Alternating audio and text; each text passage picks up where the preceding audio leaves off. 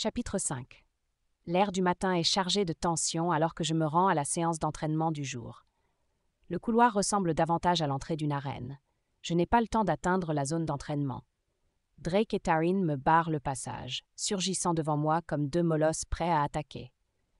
Drake, imposant avec sa coupe militaire, dégage une aura d'intimidation pure. Taryn, son fidèle sbire, se tient à ses côtés, reflétant sa posture agressive. Leurs visages sont déformés par le mépris. Leurs yeux me transpercent comme des lames de glace. « Tu te crois vraiment à ta place ici, la petite intello ?» crache Drake, sa voix venimeuse résonnant dans le couloir comme un sifflement de serpent.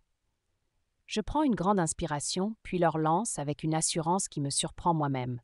« Drake, mon cher, ici on privilégie l'alliance du cerveau et des muscles. Les gros bras, ça ne fait pas tout. » Je dois avoir perdu la tête, mais pourquoi je les provoque? C'est plus fort que moi. Taryn, un rictus mauvais déformant ses traits, grogne. Ton intelligence ne te sauvera pas dans un combat. Peut-être, mais elle m'évite de me retrouver dans des situations désespérées, je rétorque, le défiant du regard. Un concept qui te dépasse, visiblement. Leur mépris pour mon background intellectuel est une pluie de coups, chaque mot visant à éroder ma confiance en mes capacités physiques. Je tente de les ignorer, de me concentrer sur l'entraînement qui m'attend, mais leur dédain est palpable, un parfum toxique qui m'enveloppe. Soudain, Drake me pousse violemment, me faisant basculer sur le sol froid. L'impact est brutal, une gifle qui me rappelle ma fragilité dans ce monde de brutes. Leur rire cruel résonne dans le couloir, une mélodie macabre qui souligne ma vulnérabilité. Mon cœur bat à tout rompre, mes oreilles bourdonnent. Je suis là, à terre, impuissante, une proie facile. Ils se dressent au-dessus de moi, poings serrés, prêts à poursuivre leur jeu sadique. C'est alors que Clara et le lieutenant Vega apparaissent. La voix de Clara, tranchante comme une lame, fend l'air lourd de tension.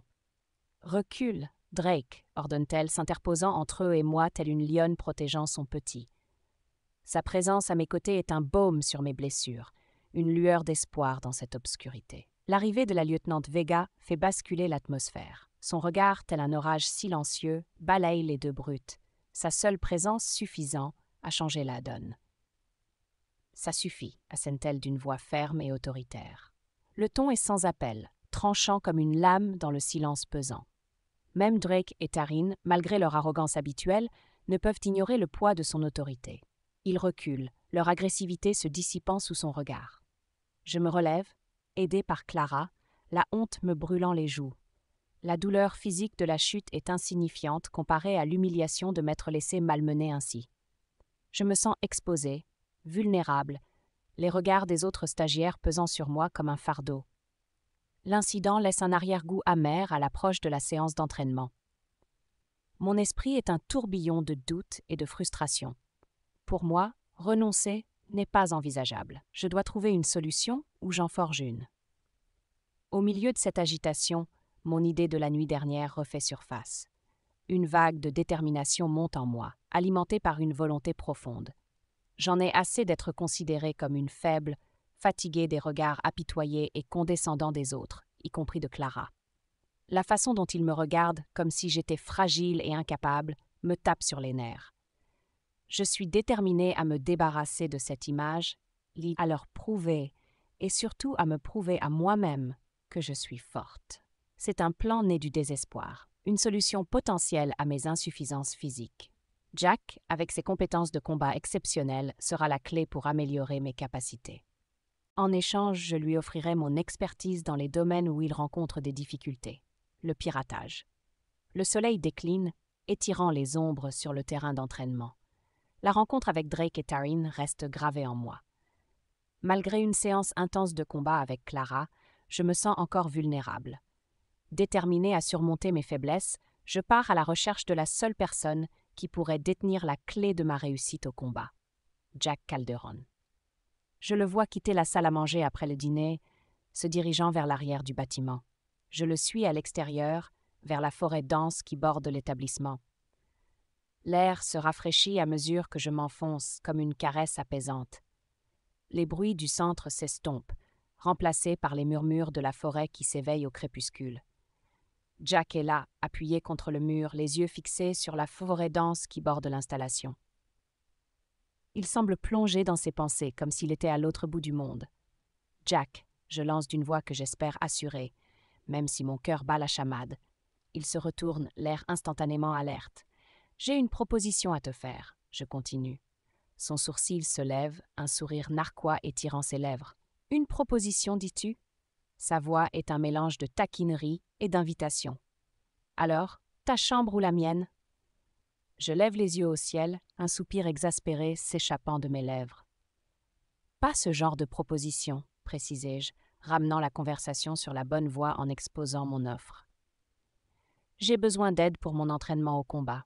Toi, par contre, tu as besoin d'aide pour le piratage. Nous pourrions nous entraider. » Il se retourne lentement, son regard dangereux toujours fixé sur moi.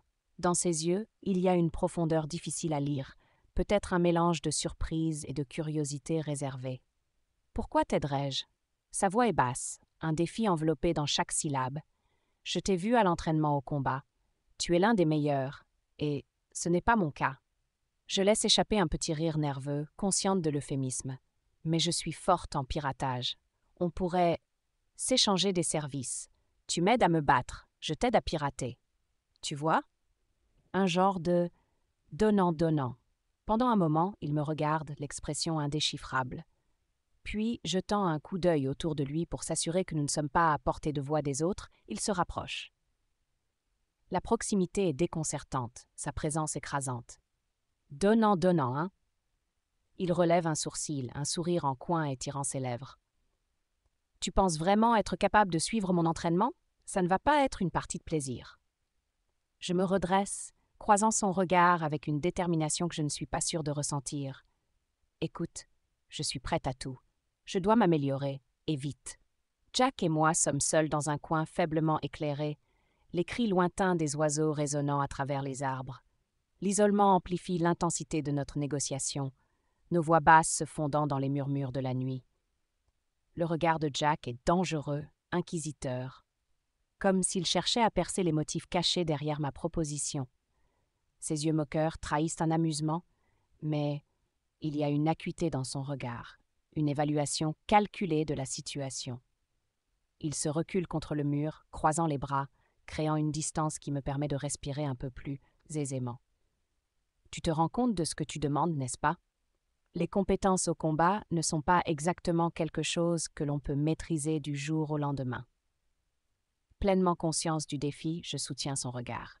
Je sais, je réponds fermement, mais j'apprends vite et je suis déterminée. Alors, tu veux échanger des compétences ? Tu penses que tu pourras gérer ce que je te réserve ? Demande-t-il, sa voix teintée d'un défi. Oui, je réponds, ma détermination inébranlable malgré le malaise que sa présence éveille en moi. Et je sais que tu peux m'y aider. Écoute, dit Jack, sa voix grave et intense, je ne vais pas y aller de main morte. Je m'entraîne dur et je ne tolère aucune faiblesse. Si tu abandonnes, si tu te plains, si tu ne fais pas ce que je te dis, c'est fini entre nous. Compris ? Je hoche la tête, essayant d'ignorer la boule d'angoisse qui se forme dans mon estomac. Compris, je dis d'une voix plus ferme que je ne le ressens. Je ne vais pas abandonner. Les yeux moqueurs de Jack m'examinent un instant de plus, comme pour jauger ma détermination. Très bien, petite érudite, commence-t-il, sa voix prenant un ton plus sérieux. Mais d'abord, je dois voir de quoi tu es faite. Nous ferons une évaluation ce soir, dans la salle d'entraînement, à 23 heures. Sois là. Sa proposition me prend au dépourvu. M'entraîner seule avec Jack, surtout à une heure aussi tardive, est une perspective intimidante. L'isolement de la situation, sans témoin pour ce qui pourrait se passer. Cela me trouble quelque peu. Pourtant, je reconnais là une opportunité cruciale de démontrer mon engagement et ma détermination. Je me force à le regarder droit dans les yeux, refusant de laisser transparaître la moindre once de doute. « Je serai là », je réponds, ma voix plus. « Souviens-toi », ajoute Jack, son regard perçant me transperçant. « Pas de reddition, pas de plainte. Si tu craques, c'est terminé. » Je relève le menton, une lueur de défi dans mes yeux. « Je ne fléchirai pas », je déclare, ma voix résonnant d'une détermination nouvelle. En nous séparant, je sens le poids de notre accord peser sur mes épaules comme une chape de plomb. L'entraînement de ce soir sera un baptême du feu, une épreuve où je devrais puiser au plus profond de moi pour ne pas flancher. Jack, avec son aura de prédateur et sa maîtrise du combat, est un allié redoutable, mais aussi une source d'inquiétude. Cette alliance, forgée dans l'obscurité de la nuit, au son des cris lointains des oiseaux, est un pari risqué. Mais c'est un pari que je suis prête à faire. Je dois dépasser mes peurs, ignorer l'instinct de survie qui me pousse à fuir. Je dois me jeter dans la gueule du loup, car c'est le seul moyen de devenir plus forte. 23 heures. Je pousse la porte de la salle d'entraînement, le cœur battant comme un tambour. La lumière blafarde révèle Jack déjà là, bras croisés, l'air aussi impatient qu'un fauve en cage. Dès les premiers échanges, je comprends que cette séance sera brutale. Jack se meut avec une précision calculée, chaque geste dégageant une force retenue. Il anticipe mes mouvements avant même que j'y ai pensé, son regard me transperçant avec un mélange de défi et d'ennui. Je me lance, l'adrénaline masquant ma peur. Un coup de pied désespéré vers son estomac. Il l'intercepte sans effort, sa main se refermant sur ma jambe comme un étau. Je n'ai pas le temps de réagir qu'il me déséquilibre et m'envoie valser sur le tapis. Le souffle coupé, je le vois se pencher sur moi, impassible, attendant que je me relève. La peur me noue les tripes à chaque assaut. Ses coups, bien que retenus, pleuvent avec une précision implacable. Je suis une poupée de chiffon qu'il projette au sol encore et encore. Chaque impact me rappelle cruellement mon manque d'expérience. Pourtant, il y a quelque chose d'étrange dans sa retenue. Il ne cherche pas à me briser, mais à m'enseigner. Mes muscles endoloris et mon souffle court me trahissent. Je suis dépassée, noyée sous la puissance de ses attaques. Malgré la douleur, mon regard est irrésistiblement attiré par le spectacle de ses muscles se contractant sous son t-shirt, par la sueur qui perle sur son front et glisse le long de son cou.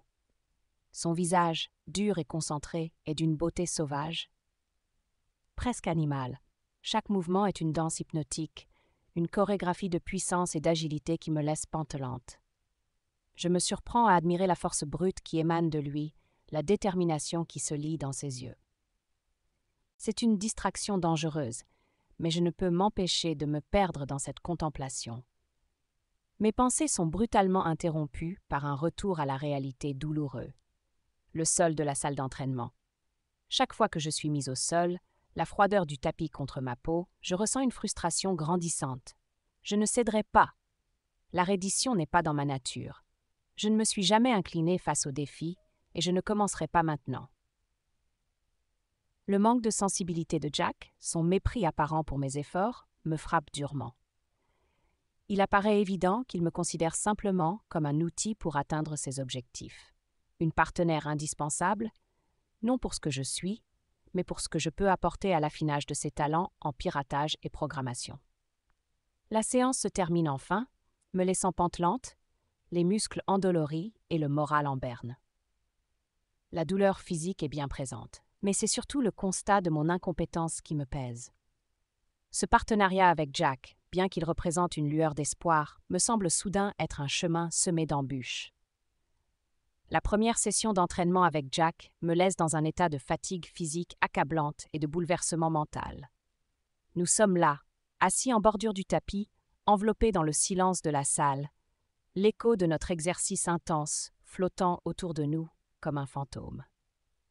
Jack se tourne vers moi, son visage exprimant à la fois de l'inquiétude et de la curiosité. « Eva, ça, ce n'est pas ta tasse de thé. Tu es complètement hors de ton élément ici, dit-il doucement.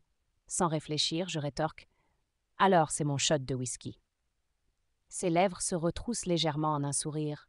« Pourquoi es-tu ici, Eva ?» J'hésite, rassemblant mes pensées. Ce n'est pas une histoire que j'ai librement partagée, mais l'intérêt sincère de Jack me pousse à m'ouvrir. « J'ai besoin d'argent, » je commence, ma voix plus ferme que je ne le sens. Soutenir mes parents est devenu ma responsabilité. Ils traversent une période difficile et je ne peux pas rester les bras croisés. Ce travail, malgré ses défis, offre une stabilité financière et un moyen d'aider. Jack me regarde, perplexe. « Je ne comprends pas, » dit-il enfin. « Tes parents sont Anita et David Voss, n'est-ce pas? Des scientifiques reconnus. Pourquoi aurais-tu besoin d'argent ?» Sa connaissance me prend au dépourvu. « Je suis surprise que tu saches qui sont mes parents, » j'admets, la curiosité piquée. Jack sourit, une pointe de mystère dans son regard. Je ne les connais pas personnellement. Leur travail est révolutionnaire. Il est difficile de ne pas en entendre parler dans certains cercles. Alors qu'est-ce qui s'est passé?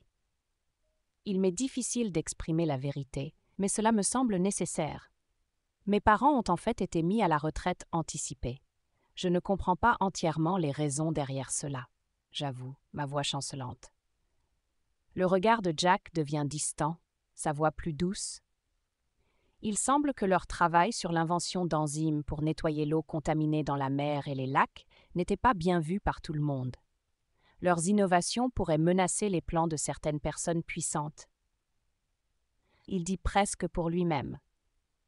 Waouh! Il pourrait avoir raison. Je n'avais jamais envisagé cette perspective auparavant. Je n'ai pas le luxe de temps pour réfléchir davantage aux implications de notre conversation.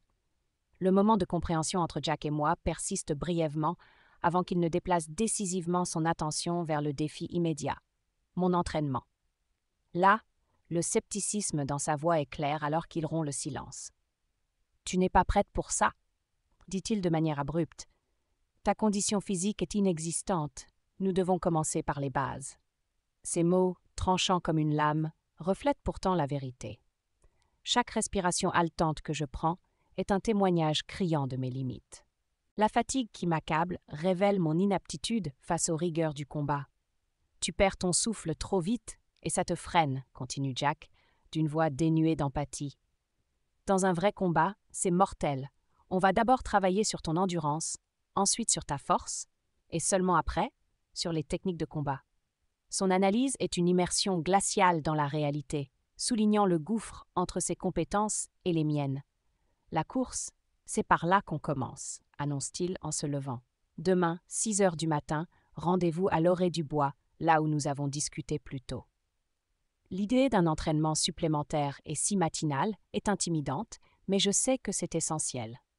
Ce partenariat, malgré ses défis, reste mon meilleur espoir de progression.